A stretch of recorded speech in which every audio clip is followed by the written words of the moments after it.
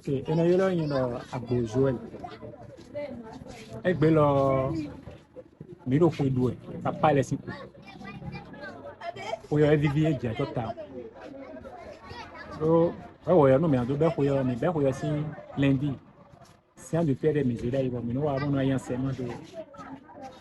Papa le no yan sema de mi na jere hon teregma. Mais yi nous prenons le vraiment sous sommet. Mais vraiment sous sommet, nous prenons le jus sur mais nous prenons le Samuel sur mais. En tout cas, nous prenons gege.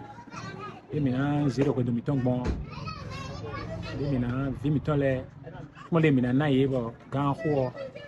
Et de so, et na si vous pas gbe mi don le. Mais il prend mon coton.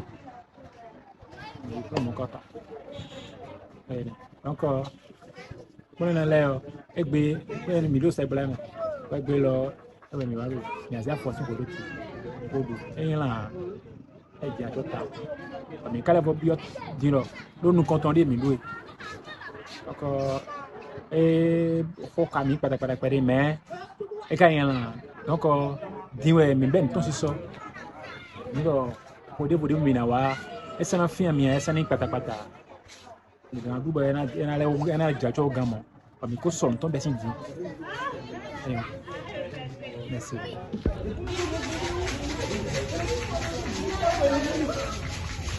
tu m'as papa là dans bon